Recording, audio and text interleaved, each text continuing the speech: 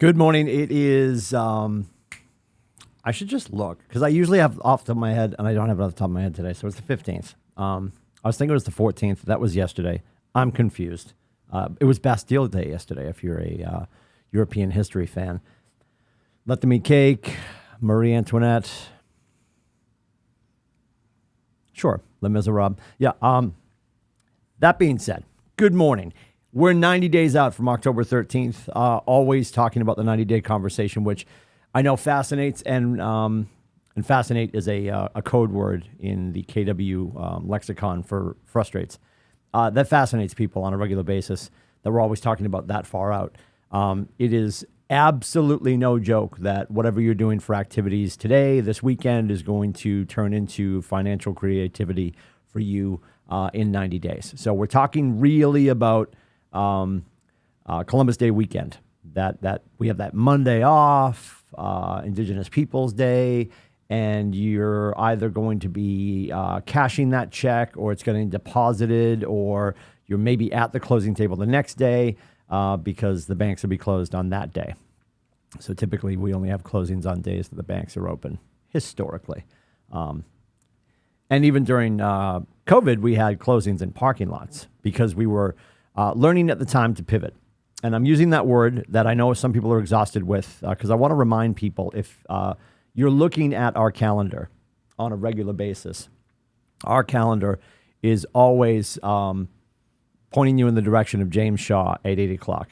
And most of you have already grabbed your tickets to join him, which I appreciate the daylights out of. August 2nd, he's going to be at the Puritan Back Room in beautiful downtown Manchganistan. In Manchester at the Puritan Back Room, some of the greatest chicken tenders on the planet. They have actually decided that they may have created the chicken tenders. The Pappas family feels as if they were the creators of the chicken tender. I don't know the truth behind that. I do know they're phenomenal. I do know after you're there for a bold session, or after you finish the day with the great James Shaw, our Director of Education for all of Keller Williams, on August 2nd. They also have phenomenal mudslides and, of course, all their other cocktainies if you're so inclined to have a cocktail after a class, or just go over there in general. So that being said, please understand the calendar every day as we lay it out for you, when we break it down and we send you the morning news and we say to you, hey, it would be a great idea for you to check X, Y, or Z out. We don't do it for busy work. We're not telling you to have your face online at 8 o'clock with the rest of the country who are plugged into the systems and the models and James Shaw for no apparent reason. This is all about building relationships. It is like every morning, Monday through Friday, for the most part, outside of some holidays. And now when James is traveling, or if he's going to teach somewhere, like he's coming here August 2nd, he'll have Bree jump in and she'll teach, or he'll have somebody else run the call. It's gotten that big. There are usually, I'm going to use conservative numbers, about 500 people on Facebook and an additional 500 to 600 on Zoom. So if you want to go to pivotshiftcall.com, click that link, register. That way it's always in your calendar. The Zoom call starts at about 7:30, 7:35. He starts letting people in. There's some chatter and there's some pre-show talk. And then at 8 o'clock, he goes live. That's what you're seeing on Facebook if you're one of the Facebook people.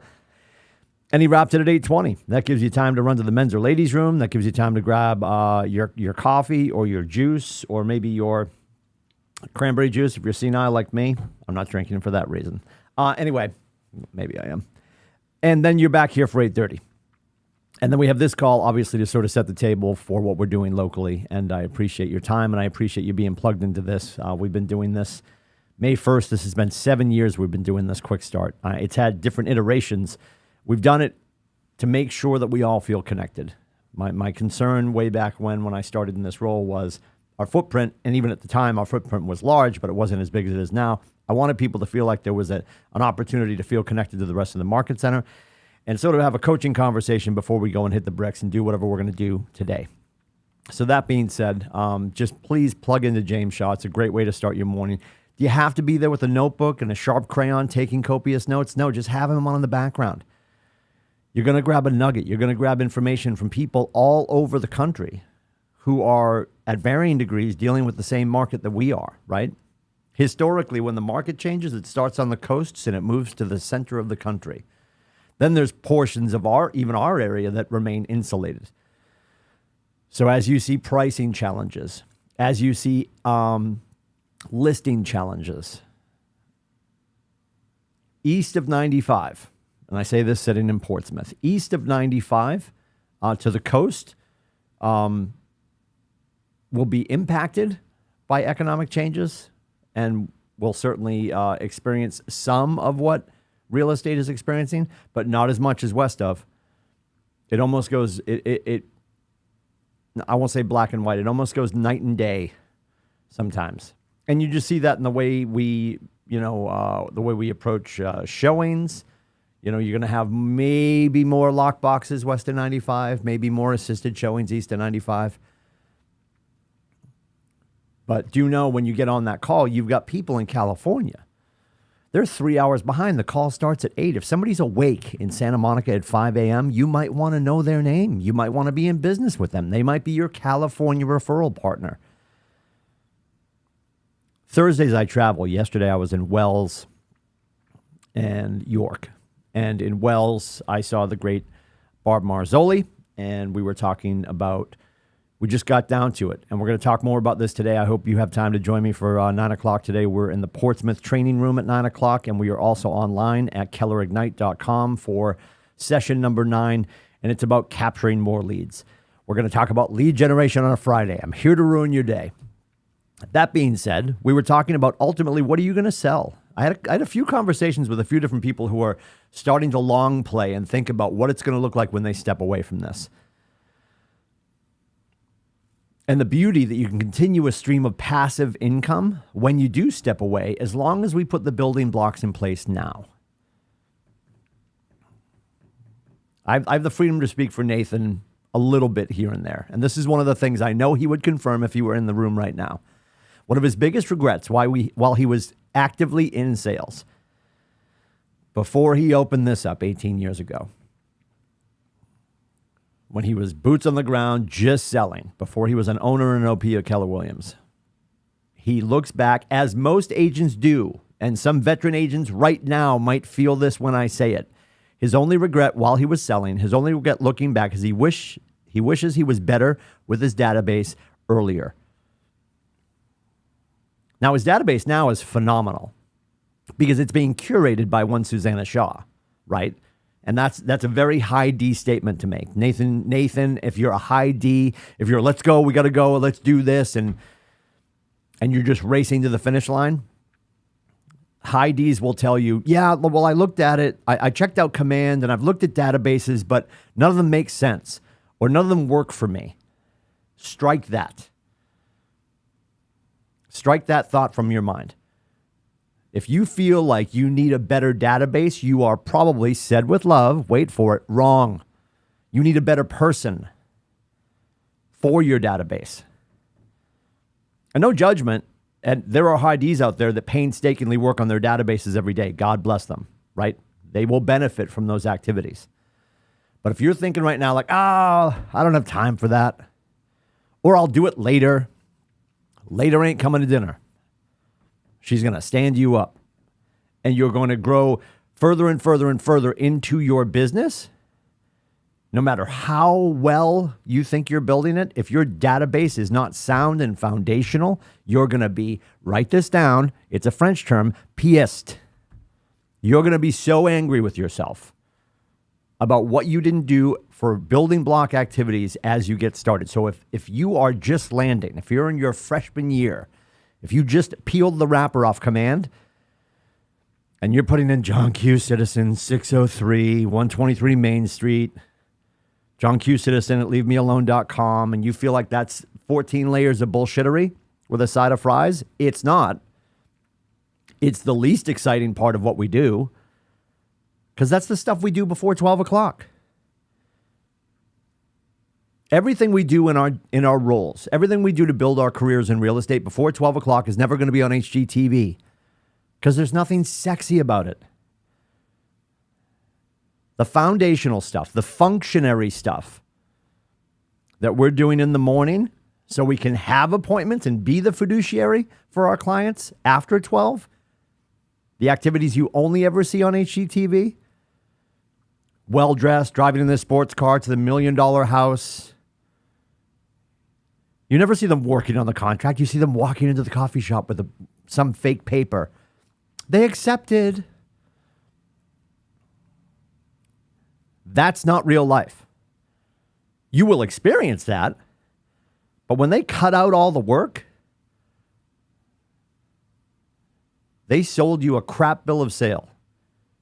If you're here because you watched HGTV and you think that's how this is, it's not. And I think if you've been here for more than 20 minutes, you now know that it's not. So when you think to yourself, when you long-term it, and I always get his name, I used to always say Eric, it's Nick Crowder, Krautter. You look it up. The Golden Handoff from Nick Crowder. He wrote a book about what you do when you step away and you sell your business or you hand your business to be cared for by another agent, and the process of stepping away over a 1, 3, 5 year program. And there's even, and I don't see this happening for most of us, there's even a plan in the book. If you're sitting on the beach on your third Mai Tai, 7:45 in the morning, by the way, and you're like, I want to go back into real estate. Because if you set it up properly, you're going to have the passive income from profit share with your growth tree at Keller Williams. You're going to have the passive income of the business that you handed to somebody else. And you're garnering referrals in a buyout program based on the book, Golden Handoff from Nick Crowder. Did you write that down? Good. But when I ask people, well, like when you sell your business, what does that look like to you? And you're like, well, it's going to be a big building, probably about 5 or 6 printers, whole bunch of furniture. No, it's going to be a thumb drive. It's going to be a thumb drive. Now, whether it's a 128 meg thumb drive or a 10 terabyte thumb drive, that's up to you. We're in the 4th industrial revolution. This is only data. That's all anybody cares about. The reason when you log into Netflix, if you've been watching Ozark and you've been watching, pick another one, I don't know, Stranger Things, they know you like dark, or they know you were into crime dramas. They did that by gathering data. So the way we're going to be inclined to understand what the industry, what our client base, what our loved ones want to do next is by having their data and constantly communicating with them to update that data.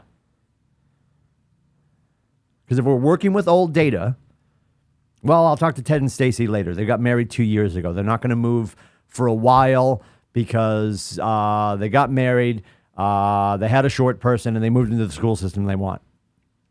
Well, it's been 3 years. And Ted's dad passed away during COVID. Mom moved in.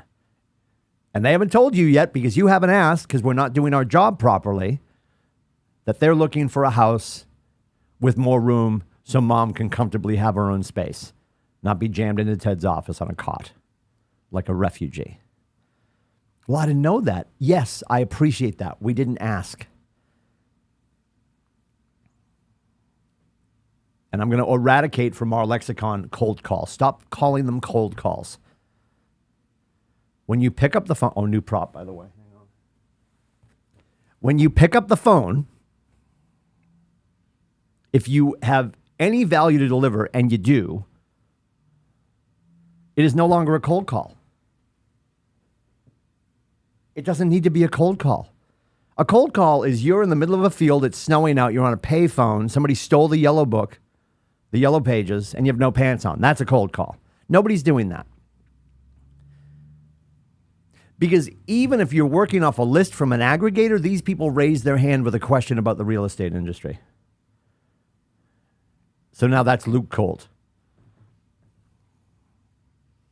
There's no such thing as a cold call.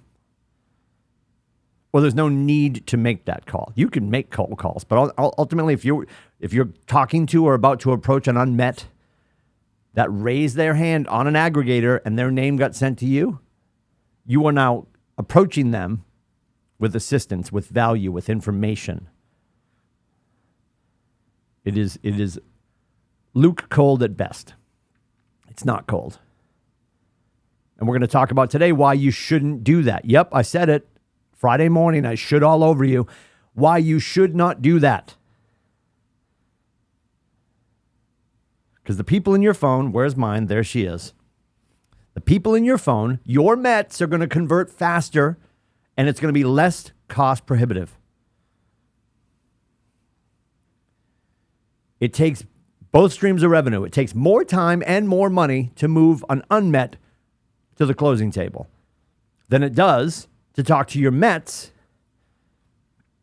And what do we know? You're not going to call all your Mets and they'll be like, oh my God, thank God you called. We're moving today. That's not the plan. That's fantasy world. That's Candyland. We'll talk about in class today, which is why you should join us at 9 o'clock on Keller Ignite, or come to Portsmouth and hang out with me. 600 people in your database on a 36 Connect over the course of 12 months, well cared for and executed. It is a 12-2 ratio. There are 50 deals waiting for you. Doesn't mean the people in your database are going to pull the trigger. It means the people in your database know somebody that you should know or know somebody that you should serve. That's the video game of what we do. Who do you know that I should know? Who do you know that I can help? Who do you know that I can serve? We thought when the winter ended, we thought when COVID ended, that fuel insecurity would not be a warranted phone call anymore. This just in, it is. If I were you, and I'm not, thank your lucky stars, you're probably better than lucky than me. If I were you today, your calls to anybody in New Hampshire is to check in on them, see how it's going, and say, hey, you know what? I was just calling through all my people to make sure that you understood. Do you understand that Eversource is going up to 22 cents per kilowatt on August 1st? Some will be like, yeah, we already made the change. But they're not going to be mad you called. The people that don't know, you're going to save them over 100% increase on their electricity bill. That could be a round of calls up until August 1st. Because they can go on Direct Energy and change it. It's currently 9 cents per kilowatt. It's going to go to 22 cents per kilowatt. Direct Energy will let them lock in for 13.5. And if they leave the call with a little more information and do some investigation and you save them money, are they going to be mad at you? Nope. Well, I'm supposed to be getting listings. Yes, but you're supposed to be creating trust and nurturing the relationship. And the probability that the people that you call today are going to be like, oh, thank God you called, we're selling tomorrow. That's not going to happen. It's about the consistency in which we stay in touch. So when they become transactional, you're the person who called them in July and saved them 111% on their next electricity bill. Fuel insecurity. You think there are families on the seacoast that aren't wondering how they're going to get the oil truck, the propane truck to come down their driveway the next time? Because work has changed, or dad got furloughed during COVID and he hasn't found a job since? I guarantee you more than 50% of the people you talk to today won't even know about the electricity thing. They're just going to get their teeth kicked in August. Fuel insecurity, food insecurity. It's all still real. Probably now more than ever. That could be the crux of your phone call. It doesn't need to be, hey, Jim, what's up? It's Timmy. You buying a house today? No, screw you. Talk to you never. Nobody wants that. Nobody, if you called your mom, you called your closest people, your nuclear family, and said, yeah, I was just wondering if you guys are going to buy or sell. Like, you should know if your brothers and sisters are on the precipice of buying or selling. You should know if your parents are about to right size.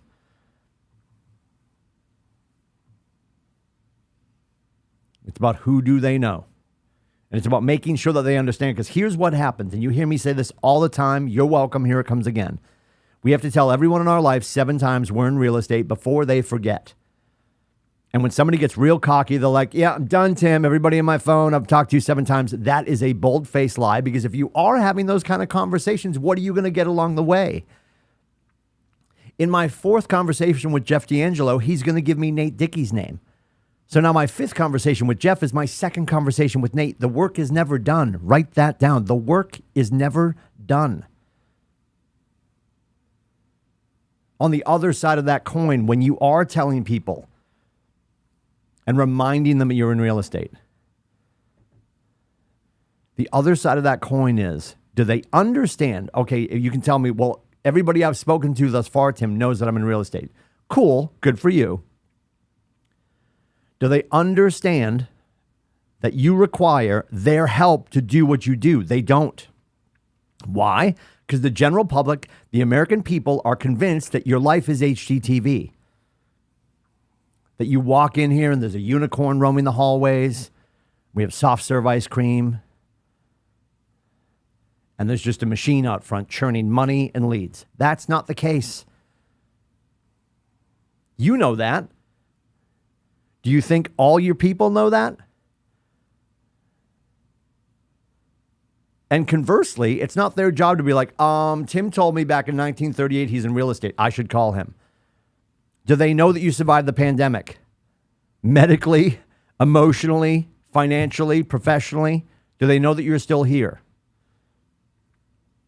And think about this. You've got friends that own small businesses. Do you have a friend that's a landscaper? When your feet hit the floor this morning, did you think, God, I hope Jerry has enough lawns to work on this week to cover his expenses, to pay his staff, to pay his bills, to pay for Disney, to pay for college for his kids? That wasn't your seminal thought. And that doesn't make you a bad person, but it's Jerry's job to get in touch with you and said, hey, Tim, I know you're in real estate. And I was just wondering, do you ever have people that move into the house and they're like pedantic about the landscaping and the yard's not really up to snuff? Would you send business my way? Of course I would. And on the other side of that, Jerry, hey, if you're ever at somebody's house and they're sprucing it up in the spring to get ready to list, would you send them my way? Are we having those conversations? This is really the space we get to play in. We get to talk to our people every day to find out who they know that we should know and to find out how we can serve them. My job as your coach, Zoe's job as your coach, what we're trying to do on a regular basis is remind you guys that real estate is allowed to be the background music. So you don't show up with commission breath. Because everybody says this, I don't want to be salesy, Tim, then don't. Show up with a servant's heart. The rest of it will take care of itself. I promise you. And if that doesn't feel like it's fast enough, it's because you're not talking to enough people. Great book, Fierce Conversations, Susan Collins. The relationship is the conversation. Is your relationship with your people salesy, or is it careful and care-filled?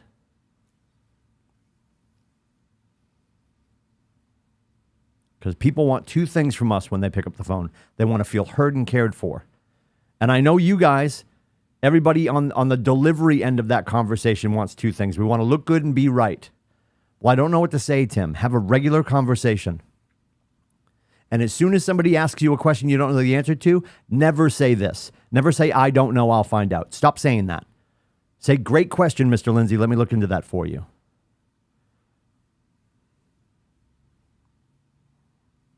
How many people have you not talked to this week? Are you having enough conversations? Easy way to figure out if you're having enough conversations. How many appointments do you have set for today or next week? Most of us left another professional environment to come here. We came here for two reasons. I want to be able to control my calendar, and I want to be able to control my income. And you can turn that dial up anytime you choose to. Anytime you choose to. You're allowed to get paid, write this down. You're allowed to get paid every day if you'd like. Oh, that's not possible. It is. You can get a referral check on Monday, a closing on Tuesday, a co-list on Wednesday, another closing on Thursday, and 2 on Friday. There's 52 weeks in the year. You're welcome. That hasn't really changed for a while. We have solo artists who have operational staff who are helping more than 52 families a year. And there's no judgment. I'm not telling you how much you need to do. When you talk to Zoe and I, you author your greatness. We support the activities. One of our great agents up in the Lakes region, Alexis, on Dow Realty Group, once said to me, she was currently overwhelmed by the underwhelm. And it was a mindset change for her. And it was about getting refocused. So if you're currently overwhelmed by the underwhelm, if you feel like you don't have enough going on, you're in charge of that. One of the best things about real estate is we're in charge. And conversely, the worst part of real estate is we're in charge. Holding yourself accountable can be a challenge. I don't recommend it. Lean into your peer conversations. Lean into the coaching staff. Lean into anybody here at the Market Center. And raise your hand. Where do I get this tool? How do I find this? And start to lock arms with your fellow agents. I know we have like 75 teams at our Market Center, and there's about 720 of you. I know it feels like sometimes, well, God, I'm all by myself. There are so many solo artists at our Market Center. Start to communicate with each other. Use that Facebook page to lock arms with each other. Find an accountability buddy. Start to add people to your database. Start to have conversations of care with these people. They'll never forget it. And when they become transactional, you will be top of mind. That's where it's at. We'll see you in and around the Market Center. Don't forget today, lots going on. We're heading into Capture More Leads with your database. That is at 9 o'clock on Keller Ignite TV or KellerIgnite.com. I apologize. Or you can be here in Portsmouth. Coffee with a Capper on Keller TV with Allie Goodwin and Brad Kelly at 11 o'clock. Know your numbers. Find the correct comps in the wild market. That is on KW Connect. That is at 1. And Back to Basics with your brokers is at 1 o'clock on Keller TV. If I can do anything to help, please let me know. It is 603-834-2856 or meetwithcoach.com. I'll see you guys around. Have a great weekend. Take care.